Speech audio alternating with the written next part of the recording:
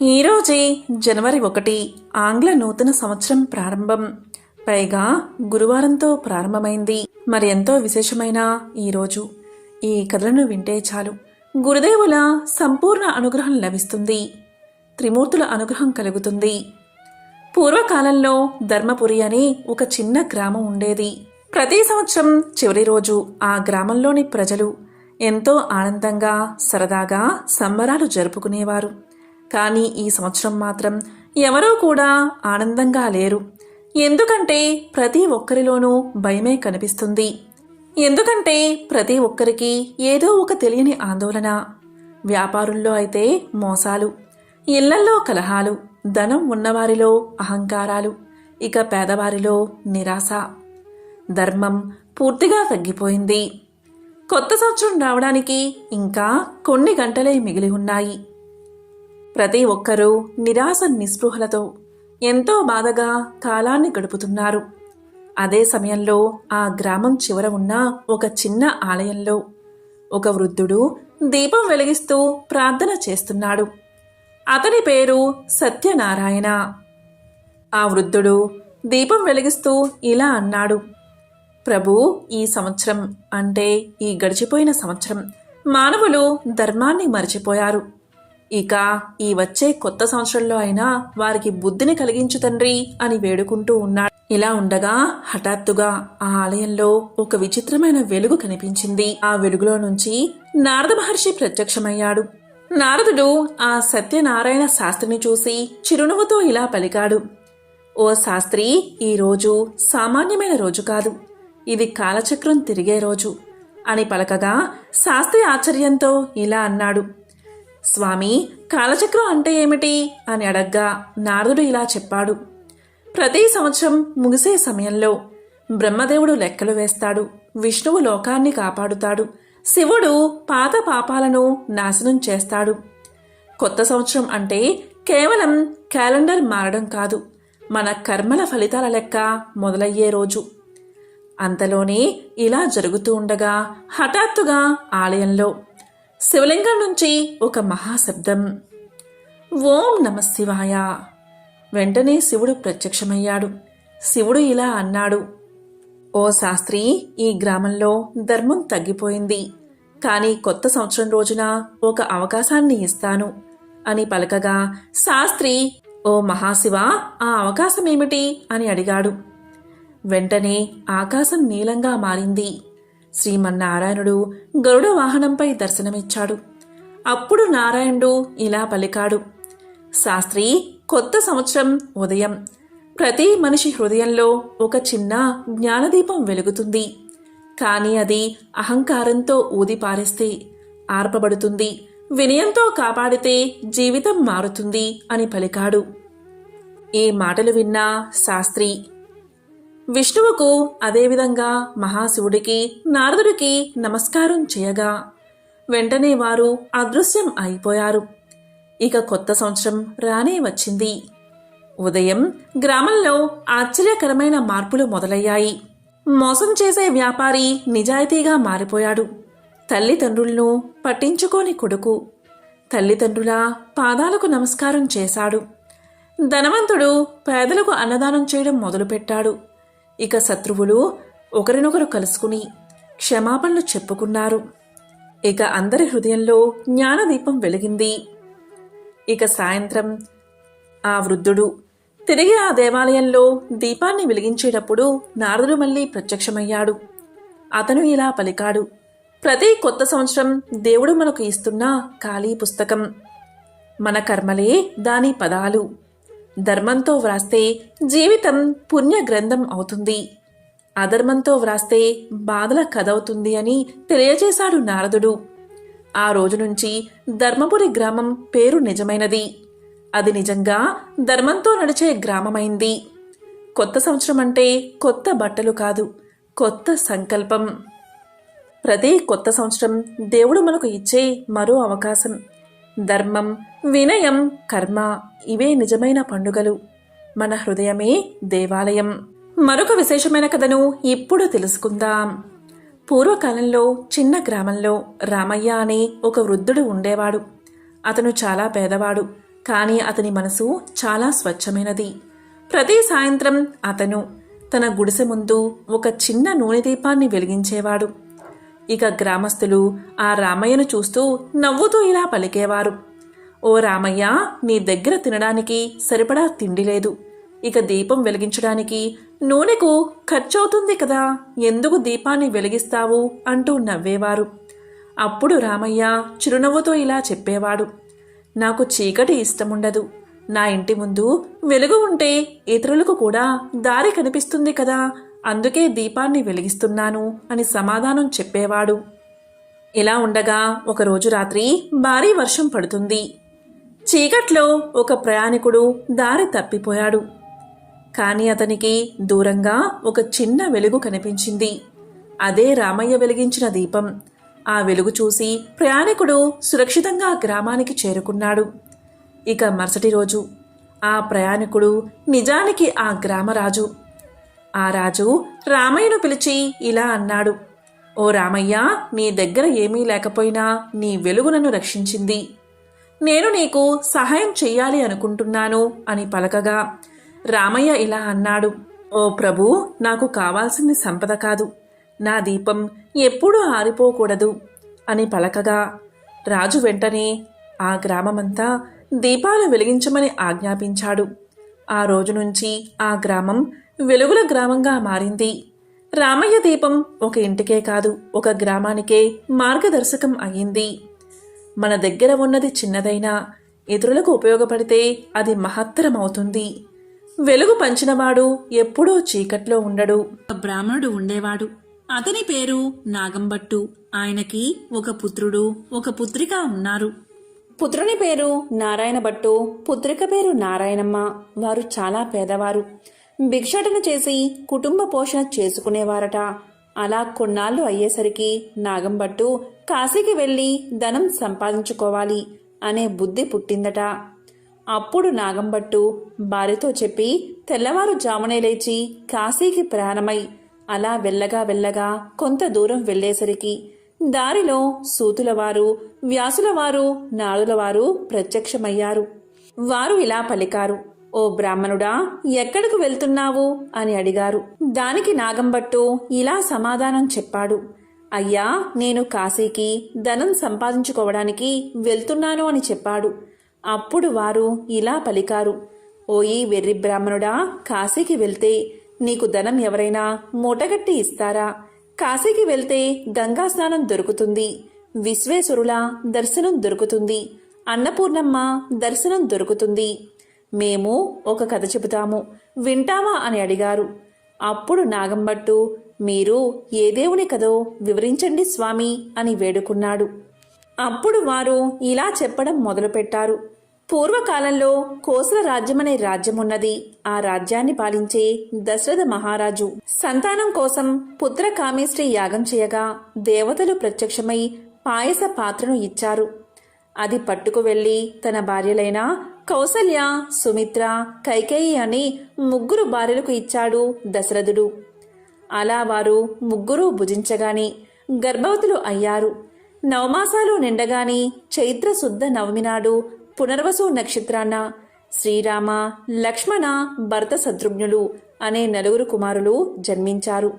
వారు దినదిన ప్రవర్ధమానులై బాలచంద్రుడి వలె పెరుగుతూ ఉన్నారు. కొన్నాళ్లు గడిచేసరికి విశ్వామిత్రుడు వచ్చి రామలక్ష్మణులిద్దరినీ యాగ సంరక్షణార్థం తనతో పంపమని దశరథ మహారాజుని అడగగా విశ్వామిత్రుడితో రామలక్ష్మణులను పంపడానికి దశరథుడు అంగీకరించగా ముని వారిద్దరికీ బల, అతిబల అని విద్యలను నేర్పాడు. రాముడు తాటకిని చంపి శివుడి విల్లు విరిచి సీతను పెళ్లాడి అహల్యను శాప విమోచనం చేసి పరశురాముని గర్భభంగం చేసి కైకవరం చేత 14 ఏళ్లు అరణ్యవాసంలో ఉండగా రావణాసురుడు సీతను ఎత్తుకుని పోగా లంకాపురమునకేగి లంకా దహనం చేసి రావణాసురుడిని వధించి విభీషణుడికి పట్టం గట్టి తిరిగి వచ్చి పట్టాభిషిక్తుడై సుఖంగా రాజ్యాన్ని ఏలుతూ ఉన్నాడు. ఇది రామదేవుని కథగా చెప్పి 5 లక్ష్మీవారాలు పూజలు చేసి ఆవునేతితో దీపం పెట్టి ఆవు పాలు, గోధుమ రవ్వ, పంచదార కలిపి 5 ఉండలుగా ప్రసాదం చేసి రామదేవునికి నైవేద్యం పెట్టాలి. 1 ఉండ రామదేవుడికి, 1 ఉండ బ్రాహ్మణుడికి, 1 ఉండ ముత్తైదువుకి, 1 ఇరుగు పొరుగు వారికి, 1 ఉండ భార్యా పిల్లలు తినాలి. ఈ విధంగా 5 లక్ష్మీవారాలు పూజ చేయాలి. నిత్యం రామదేవుని కథ చెప్పుకున్న అష్ట ఐశ్వర్యాలతో, ఇష్ట సంపదలతో తులతూగుతారు. సకల సౌభాగ్యాలు, సుఖాలు కలుగుతాయి. కష్టాల్లో ఉన్నవారు ఈ కథను చదివితే కష్టాలు పోయి సుఖంగా ఉంటారు.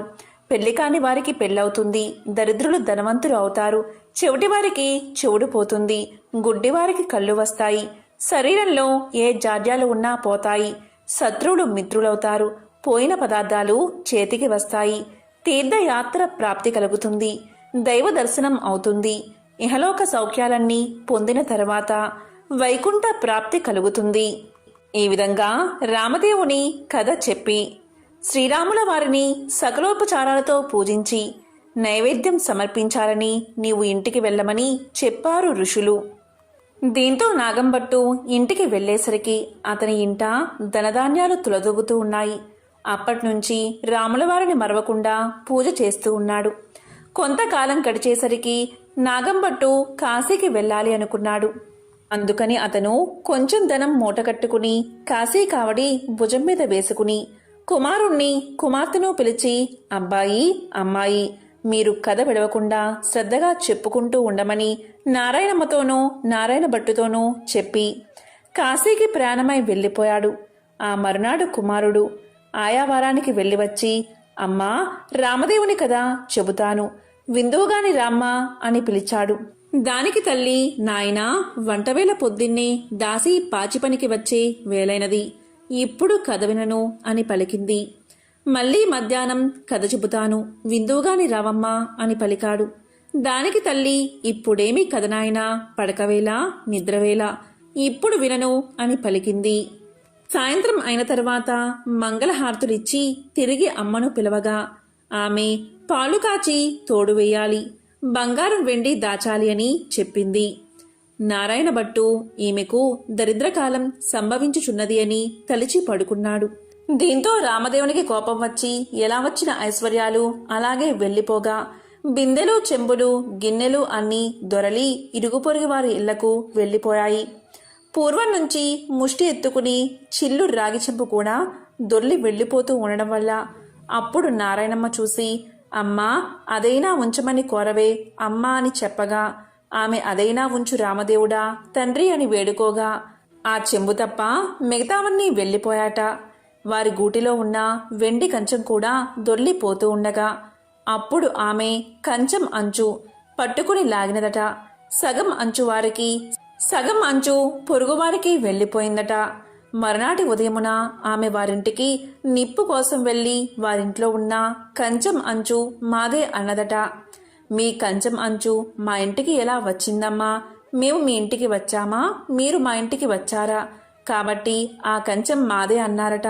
అలా కాదు, మా ఇంట్లో కూడా కంచం అంచు ఉంది, పట్టుకుని వస్తానని రెండూ దగ్గర పెట్టి చూడగా రెండూ అతుక్కుపోయాయట. మాది అని వారు పుచ్చుకున్నారట. దీంతో సిగ్గుపడి ఇంటికి వచ్చిందట తల్లి. అప్పుడు కుమారుడు చూసి, ఏమన్నారమ్మా అని అడగగా మాదే అని వారే పుచ్చుకున్నారని సమాధానం చెప్పిందట. అప్పుడు కుమారుడు, ఇప్పుడు రామదేవుని కథను చెబుతాను, వింటావమ్మా అని అడిగాడు.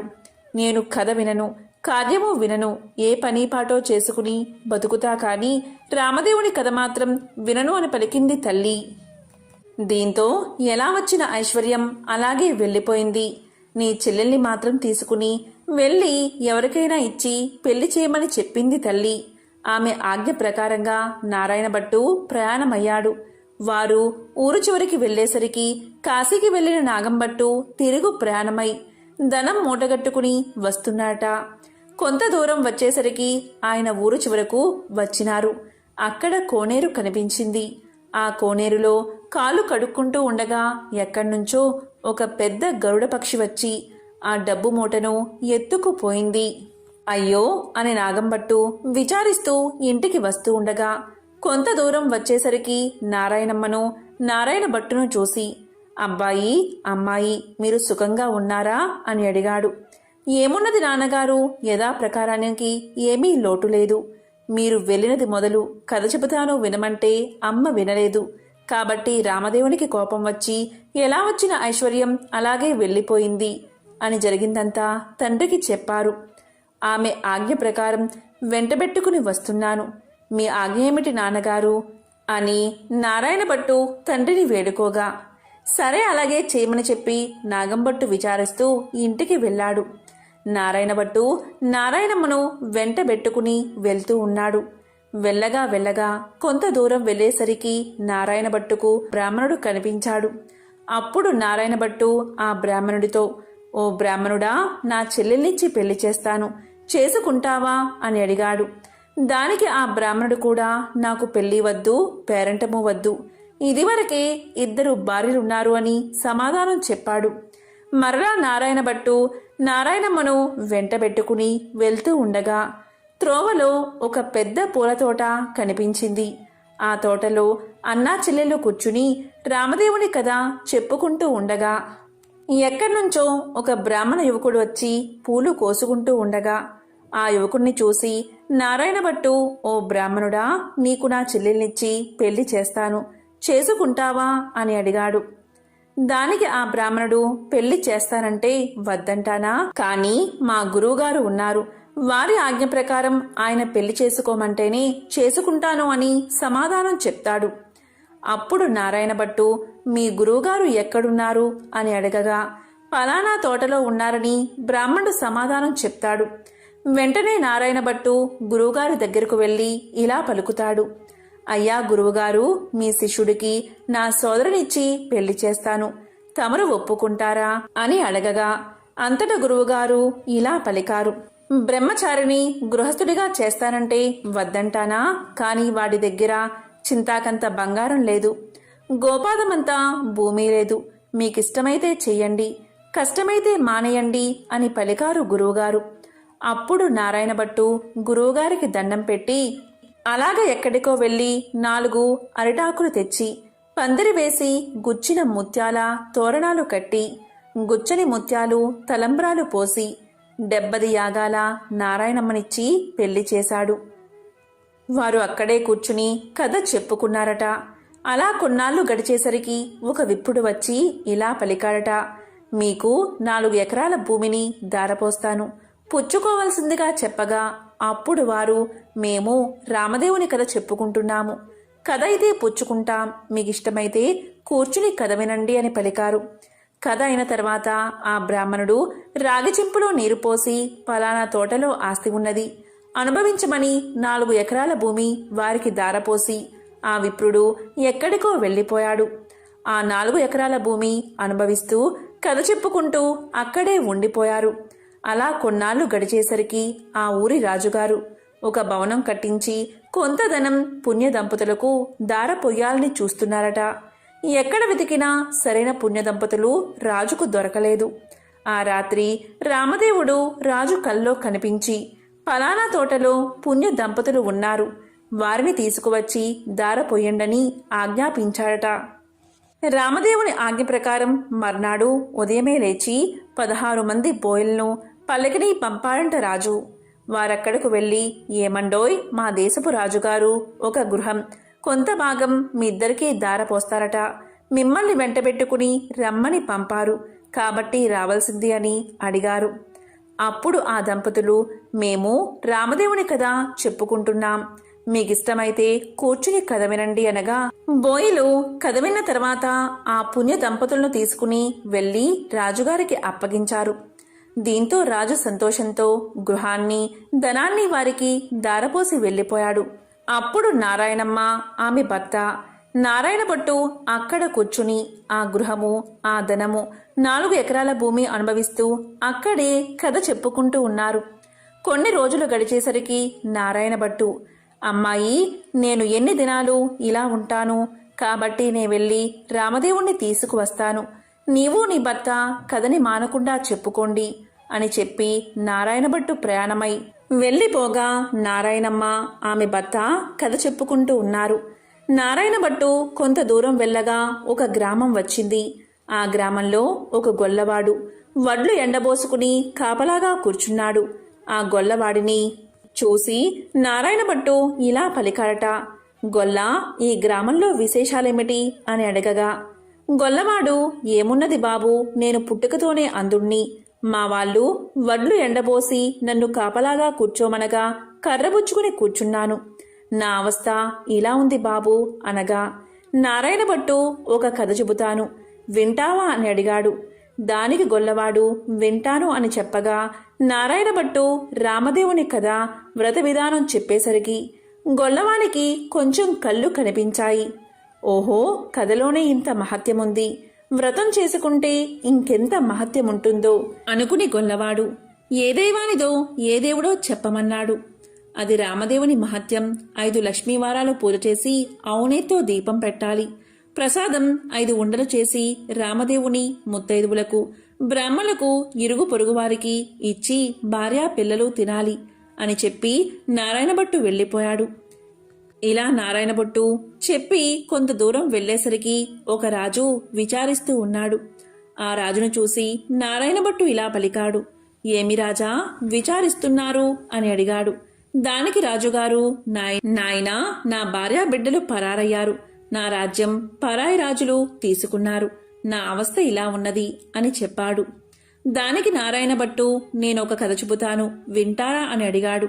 దానికి రాజుగారు, వింటాను, చెప్పవలసింది మహానుభావా అని పలకగాని నారాయణ భట్టు రామదేవుని కథంతా చెప్పి వ్రత విధానమంతా వివరించాడు.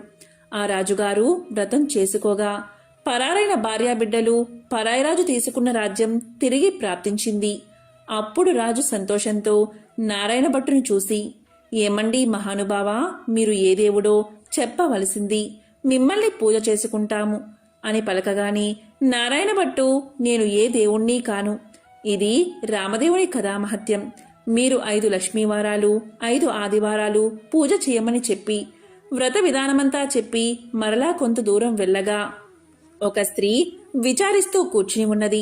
ఆ స్త్రీని చూసి నారాయణ భట్టు, ఎందుకు విచారిస్తున్నావు అని అడగగా ఆ స్త్రీ ఇలా పలికింది. ఏముంది బాబు, చిన్నతనంలోనే పెళ్ళయింది. నా భర్త దేశాంతరం వెళ్ళిపోయాడు. నా తల్లి, తండ్రి, అత్తమామలు కొన్నాళ్ళు చూసి ఎన్నాళ్ళు నిన్ను ఇలా చూస్తాము అని వదిలేశారు. కాబట్టి నా అవస్థ ఇలాగున్నది బాబు అని తెలియచేసింది. అప్పుడు నారాయణ భట్టు, నేనొక కథ చెబుతాను, వింటావా అని అడిగాడు. అలాగే వింటాను బాబు అని ఆమె అనగా నారాయణ భట్టు రామదేవుని కథంతా చెప్పి వ్రత విధానమంతా చెప్పేసరికి దేశాంతరం వెళ్లిన ఆమె భర్త తిరిగి వచ్చాడు. తల్లి, తండ్రి, అత్తమామలు వచ్చారు. ఆమె సంతోషించి నారాయణ భట్టుని చూసి, ఏమండి మహానుభావా, మీరు ఏ దైవానివో, మిమ్మల్ని మేము పూజ చేసుకుంటాము అని చెప్పగా దానికి నారాయణ భట్టు ఇలా సమాధానం చెప్పాడు. నేను ఏ దైవాన్ని కాదు, ఇదంతా రామదేవుని కథామహత్యం. 5 లక్ష్మీవారాలు 5 ఆదివారాలు మానకుండా పూజ చేయమని కథ విధానమంతా చెప్పి కొంత దూరం వెళ్లేసరికి ఒక గ్రామం వచ్చింది. ఆ గ్రామంలో ఒక ఇల్లాలి ఇంటికి వెళ్లి, అమ్మా, పూజ చేసుకుంటాను, కొంచెం ఇల్లు ఇస్తావా అని అడిగాడు. దానికి ఆమె, మా ఇంటిలో మడి ఆచారం కనుక కుదరదు, ఇల్లు లేదు, వెళ్ళిపో అన్నది. అప్పుడు నారాయణ భట్టు, కోనేరైనా చూపించు తల్లి అని అడిగాడు. దానికి ఆమె, తూర్పు దిశ ఈశాన్య మూలగా ఒక కోనేరున్నది, వెళ్ళమని పలికింది. అప్పుడు నారాయణ భట్టు ఆ కోనేరు దగ్గరకు వెళ్లి స్నానం చేసి మడిబట్టలు ఆరవేసుకుని ఇల్లు ఇవ్వను అన్న ఇల్లాలి అరుగు వద్దకు వచ్చి తూర్పు దిశ ఈశాన్య మూలగా ఒక పుచ్చు పీటకు పసుపు రాసి బొట్టు పెట్టి అందు రామదేవుని పటాన్ని పెట్టి కథ చదువుకుంటూ ఉన్నాడట. ఇంతలో ఆమె యువతలకు వచ్చి చూడగా నారాయణ భట్టు ఆమెకు తాంబూలము, దక్షిణ ప్రసాదం ఇచ్చాడట. ఆమె పుచ్చుకుని లోపలికి వెళ్లిపోయింది. తరువాత నారాయణ భట్టు కథ చదువుకుని అక్షింతలు తల మీద వేసుకుని ఇంటి మీద వేసి వెళ్లిపోయాడు. అతడు ఇలా వెయ్యగానే ఆ ఇల్లు ఇంద్రభవనం అయినది. అప్పుడు ఆ ఇంటి ఇల్లాలు యాయావారానికి వెళ్లిన తన భర్త తిరిగి వస్తే ఇల్లు తెలుసుకోలేడని ఆమె వీధి అరుగు మీద కావలి కూర్చుని ఉంది. ఇంతలో ఆమె భర్త ఎడమోటా పెడమోటా వేసుకుని ఇల్లు కానక కంగారు పడి అక్కడ నిలబడి ఉన్నాడు. ఆమె చూసి, ఇల్లు ఇదే, ఇలా రండి అని పలకగా ఆమె భర్త, ఇది మన ఇల్లు కాదు, నేను రానని సమాధానం చెప్పాడు. కాదండి, ఇది మన ఇల్లే, ఇలా ఎందుకైతో చెబుతాను వినండి. ఎక్కడ్నుంచో ఒక బ్రాహ్మణుడు వచ్చి పూజ చేసుకుంటాను, ఇల్లు ఇవ్వమన్నాడు. నేను ఇవ్వనని సమాధానం చెప్పాను. అప్పుడు అతను ఒక కోనేరైనా చూపించమన్నాడు. అప్పుడు నేను తూర్పు దిశగా ఈశాన్యమూల కోనేరున్నదని చెప్పాను.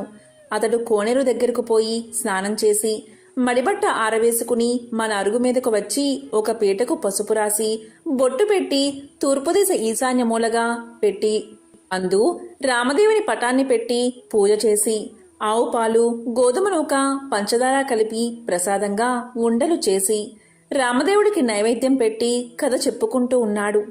నేను బయటకు వచ్చేసరికి తాంబూలాది దక్షిణ ప్రసాదాలు నాకు ఇచ్చాడు. నేను లోపలికి వెళ్ళిపోయి తిని కూర్చున్నాను. అతడు కొన్ని అక్షింతలు తల మీద వేసుకుని మరికొన్ని అక్షింతలు మన ఇంటి మీద వేసి వెళ్ళిపోగా ఇల్లు ఇలా ఇంద్రభవనంగా మారింది. ఇదంతా ప్రసాద మహత్యమని పలికింది ఆ ఇల్లాలు. దానికి ఆమె భర్త, ఆయన పూజ చేసుకుంటానంటే వద్దన్నావా? నిర్భాగ్యురాలా, పాపిష్టిదానా, అతడు ఏ దిశగా వెళ్లాడో చెప్పు అని పలకగా ఈశాన్య మూలగా వెళ్లాడని భార్య తెలియచేసింది. అప్పుడు అతను నారాయణ భట్టుకును వెదుగుతూ బయలుదేరాడు. కొంత దూరం వెళ్ళగా నారాయణ భట్టు ఆ బ్రాహ్మణుడికి కనిపించాడు. అప్పుడా బ్రాహ్మణుడు, ఏమండోయ్ మహానుభావా, మీరు మా ఇంటికి రావలసినది, మిమ్ము పూజించుకుంటామని పలికాడు. దానికి నారాయణ భట్టు, మీ ఇంటికి ఇప్పుడు రాను, రామదేవుని వెతుకుతుంటూ వెళుతున్నాను అని పలకగా అప్పుడా బ్రాహ్మణుడు, అలా కాదు మహానుభావా, మీరు మా ఇంటికి వచ్చి పూజ చేసుకుంటానంటే మా వాళ్ళు ఇల్లు ఇవ్వనన్నారు, కాబట్టి మాదే తప్పు, మా తప్పు క్షమించి మా ఇంటికి రావలసినది, మీరు ఏ దైవమో చెప్పండి, మిమ్మల్ని మేము పూజించుకుంటాము అని పలికాడు. అప్పుడు నారాయణ భట్టు, మీ ఇల్లు కాబట్టి మీరు ఇవ్వనన్నారు, మీ తప్పేమీ లేదు, రావడం నాదే తప్పు అని పలికాడు. నేను ఏ దేవుణ్ణి కాదు, ఇదంతా రామదేవుని కథా మహత్యం. మీరు ఇంటికి వెళ్ళి 5 లక్ష్మీవారాలు 5 ఆదివారాలు పూజ చేసుకోండి అని చెప్పి వ్రత విధానమంతా అతనికి తెలియచేశాడు. రామదేవుణ్ణి వెతుక్కుని వచ్చేటప్పుడు మీ ఇంటికి వస్తాను అని సమాధానం చెప్పాడు నారాయణ భట్టు. అప్పుడా బ్రాహ్మణుడు ఇంటికి వచ్చి, కథలోనే ఇంత మహత్యముంది, వ్రతం చేసుకుంటే ఇంకెంత మహత్యం ఉంటుందో అని పూజ చేసుకుని కథ చెప్పుకుని అష్ట ఐశ్వర్యాలతో అష్ట సంపదలతో తులుతూగుతూ ఉన్నాడు. ఇక నారాయణ భట్టు ఎండనక వాననక, తిండనక తెప్పలనక, ఆకలనక దప్పికనక, చెట్టనక పుట్టనక, నీడనక భయమనక, అర్ధరాత్రి అనక అరణ్యాల వెంబడి వెళుతూ ఉండగా కొంత దూరం వెళ్లేసరికి నారాయణ భట్టు మూర్చిల్లి ముఖం తిరిగి పడిపోయాడు. అప్పుడు రామదేవుడికి దయ కలిగి ముసలి బ్రాహ్మణ వేషంతో వచ్చి నారాయణ భట్టు ముఖం తుడిచి లేవదీసి మంచినీళ్లు ఇచ్చి మా ఇంటిలో భోజనం చేద్దువుగాని రమ్మని పలికాడు. నేను భోజనం మాత్రం చేయను, నేను రామదేవుణ్ణి వెతుక్కుంటూ వెళ్తున్నాను, ఒక కోనేరు మాత్రం చూపిస్తే స్నానం చేసి వస్తాను అని పలికాడు. దానికి ఆ బ్రాహ్మణుడు, తూర్పు దిశలో ఈశాన్య మూల ఒక కోనేరు ఉన్నది, వెళ్ళమని చెప్తాడు. దాంతో నారాయణ భట్టు ఆ కోనేరు వద్దకు వెళ్లి స్నానం చేసి పైకి వచ్చేసరికి అక్కడ ఇంద్రభవనంలా మారిపోతుంది. లోపలకు వచ్చేసరికి సీతమ్మవారు వెండి కంచాలు, వెండి పీటలు, పైడి కంచాలు కనిపించాయి. అప్పుడు నారాయణ భట్టుకు రామదేవుడు, సీతమ్మ ఎదురై, మా ఇంటిలో భోజనం చేద్దువు గాని రమ్మన్నారట, నేను భోజనం మాత్రం చెయ్యను, రామదేవుణ్ణి వెతుక్కుంటూ వెళ్తున్నాను అని నారాయణ భట్టు పలికాట. అప్పుడు దానికి నేనే రామదేవుణ్ణి అని చెప్పగా, అయితే కావచ్చు మహానుభావా, నాకు దర్శనం కావాలి అని చెప్పగా, అప్పుడు పులిచర్మంతో, రుద్రాక్షలతో, విభూతి రేఖలతో, నడుమున నాగాభరణంతో, శిరస్సున గంగతో, పక్కన పార్వతీదేవితో, త్రిశూలం త్రినేత్రముతో నంది వాహనుడై ఈశ్వరుడు ప్రత్యక్షమయ్యాడు. అప్పుడు నారాయణ భట్టు వారిని స్తోత్రం చేశాడు. వందే శంభు ఉమాపతి సురగురం వందే జగత్కారణం, వందే పన్నగభూషణం మృగధరం వందే పశూనాంపతిం, వందే సూర్య శశాంక వహ్నినయనం, వందే ముకుంద ప్రియం, వందే భక్త జనాశ్రయంచ వరదం వందే శివశంకరం అని స్తోత్రం చేయగా ఈశ్వరుడు ప్రత్యక్షమయ్యాడు. అప్పుడు నారాయణ భట్టు విష్ణుమూర్తి కూడా ప్రత్యక్షం కావాలని కోరాడు. అప్పుడు విష్ణుమూర్తి వక్షస్థలమున వనమాలికతో, మెరుపు తీగ వంటి లక్ష్మీదేవితో, శంఖచక్ర గదాధరుడై నెమలి పింఛం ధరించి ప్రత్యక్షమయ్యాడు. అప్పుడు హరిణి కూడా ఈ విధంగా స్తోత్రం చేశాడు. శాంతాకారం భుజగశయనం పద్మనాభం సురేశం, విశ్వాకారం గగన సదృశం, మేఘవర్ణం శుభాంగం, లక్ష్మీకాంతం కమలనయనం, యోగి హృద్యాన గమ్యం, వందే విష్ణుం భవభయహరం సర్వలోకైకనాథం అని స్తోత్రం చేయగా విష్ణుమూర్తి ప్రత్యక్షమయ్యాడు. అప్పుడు నారాయణ భట్టు రామదేవుడు ప్రత్యక్షం అవ్వాలి అన్నాడు. రామదేవుణ్ణి స్తోత్రం చేసేసరికి హనుమ సీతారామ లక్ష్మణ భరత శత్రుఘ్నులు సపరివార సహితంగా శ్రీరామచంద్రుడు ప్రత్యక్షమయ్యాడు. అప్పుడు రామదేవుడు ఇప్పుడైనా భోజనం చేస్తావా అని నారాయణ భట్టును అడిగాడు. అలాగే చేస్తా కాని భోజనం అయిన తర్వాత నాతో వస్తానని అభయహస్తమిస్తే భోజనం చేస్తానని పలికాడు.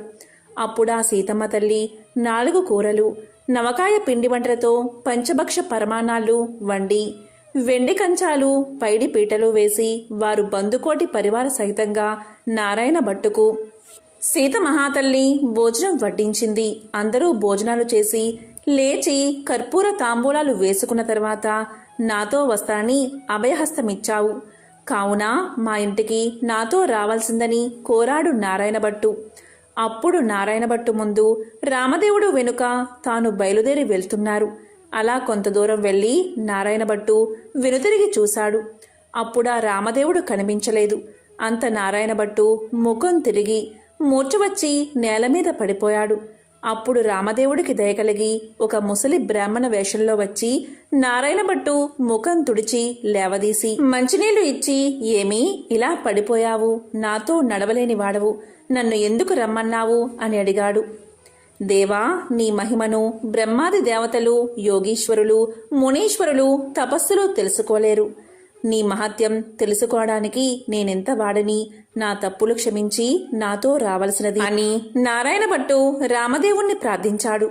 అప్పుడు రామదేవుడు అలాగే వస్తానని, నీవు వచ్చేటప్పుడు ఎవరి ఇళ్లకు వెళ్ళావో వారి ఇళ్లకు నన్ను కూడా నీ భుజాలపై ఎక్కించుకుని తీసుకెళ్లమన్నాడు.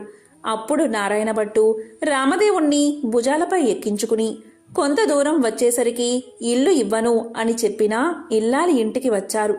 అక్కడ ఆ ఇల్లాలు ఆమె భర్త కూర్చుని రామదేవుని కథ చెప్పుకుంటున్నారు.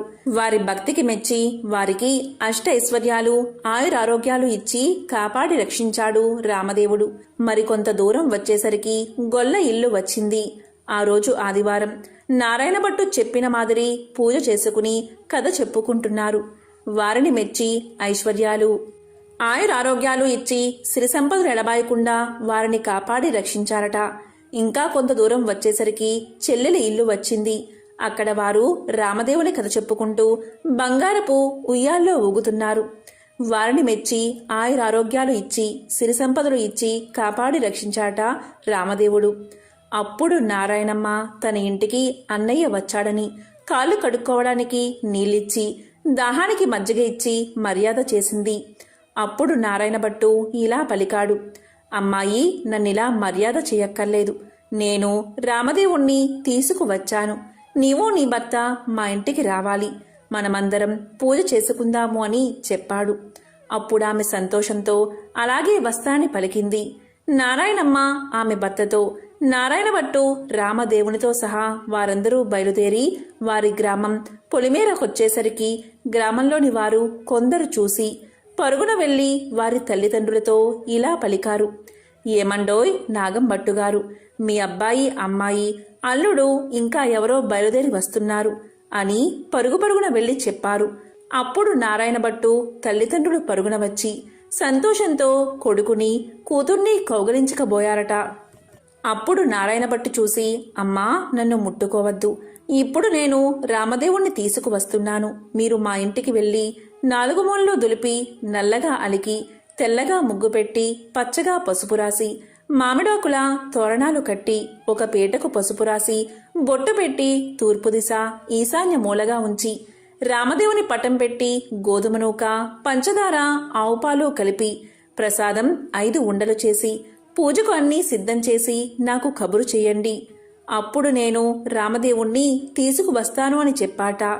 వారు సంతోషంతో ఇంటికి వచ్చి 4 మూల్లా దులిపి అలికి ముగ్గులు పెట్టి పచ్చగా పసుపు రాసి మామిడాకుల తోరణాలు కట్టి 4 మూల్లా వెతకగా ఒక పుచ్చుపీట కనిపించింది. ఆ పీటకు పసుపు రాసి బొట్టు పెట్టి కుమారుడు చెప్పిన ప్రకారంగా సిద్ధం చేశారు. నీవు రామదేవుణ్ణి తీసుకురమ్మని కుమారుడికి కబురు పంపారు. అప్పుడు నారాయణ భట్టు సంతోషంతో రామదేవుణ్ణి భుజాలపై ఎక్కించుకుని ఆ గ్రామం 4 వీధులు ఊరేగించి ఇంటికి తీసుకువచ్చి రామదేవుడితో, తండ్రి, మా ఇంటిలో మీరు కుడిపాదం పెట్టాలని ప్రార్థించాడు. అప్పుడు రామదేవుడు వారి ఇంట్లో కుడిపాదం పెట్టేసరికి పెద్ద ఇంద్రభవనంగా మారిపోయింది. అప్పుడు నారాయణ భట్టు రామదేవుడితో ఇలా పలికాడు, అపరాధిని కాబట్టి నాకు ఉన్న ఈ పుచ్చుపీటయే సింహాసనమనుకుని దయ ఉంచి తమను కూర్చోవలసింది అని వినయంగా ప్రార్థించాడు. ఆ మాట రామదేవునికి జాలి కలిగి ఆ పీట మీదే కూర్చునేసరికి అది వజ్రాలు, వైడూర్యాలు, కెంపులు, మాణిక్యాలతో చేసిన బంగారపు సింహాసనంగా మారిందట. అందు హనుమ, సీత, లక్ష్మణ, భరత, శత్రుఘ్నాది సపరివార సహితంగా శ్రీరామచంద్రమూర్తి తన ఇంటిలో ఆసీనులై వెలిసారట. అప్పుడు రామదేవుని వ్రతం చేసుకుందామనేసరికి అంతలోనే ఎక్కడ్నుండో ఒక బీద బ్రాహ్మణుడు వచ్చి, ఏమండోయ్ నాగంభట్టు గారు, మీ అబ్బాయికి మా అమ్మాయినిచ్చి పెళ్లి చేస్తాం, ఒప్పుకుంటారా అని అడగగా, పెళ్లి చేస్తానంటే వద్దంటానా బాబు, అలాగే చేసుకుంటాము అని పలికాడట నాగంభట్టు. నాగంభట్టు గారు పచ్చని పందిర్లు వేయించి గుచ్చిన ముత్యాల తోరణాలు కట్టి గుచ్చని ముత్యాలు తలంబ్రాలు పోసి 70 యాగాల నారాయణ భట్టు పెళ్లి చేశాడు. నారాయణ భట్టు పెళ్లిన తర్వాత నాగంభట్టు భార్య, నారాయణ భట్టు భార్య నారాయణమ్మ, ఆమె భర్త వారంతా రామదేవుని వ్రతం చేసి 5 లక్ష్మీవారాలు, 5 ఆదివారాలు పూజ చేసి నైవేద్యం పెట్టి కథ మానకుండా చెప్పుకుంటూ ఉండగా వారి భక్తికి మెచ్చి రామదేవుడు వారిని రక్షించాట. ఈ కథను విన్నవారికి జన్మల పాపాలు తొలగిపోతాయి, కోటి జన్మల మహాపుణ్యం కలుగుతుంది.